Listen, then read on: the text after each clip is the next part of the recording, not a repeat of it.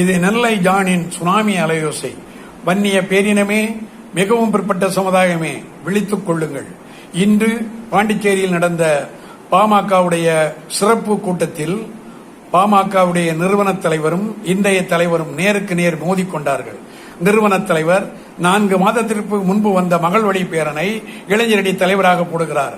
அன்புமணி எதிர்ப்பு தெரிவிக்கிறார், அது தவறு, செய்யக்கூடாது என்று. அப்படித்தான் செய்வேன், என் கட்சி இஷ்டமானால் இரு அல்லது வேற எல்லாம் வெளியேறிக்க அப்படின்னு சொல்லி சொல்றாரு. இவர் பகிரங்கமாக எதிர்ப்பு தெரிவித்து விட்டு பனையூரில் நான் தொடங்கியிருக்க அலுவலகத்திற்கு எல்லோரும் வாருங்கள், என்னை வந்து சந்தியுங்கள் என்று ஒரு போன் நம்பரை கொடுக்கிறார்.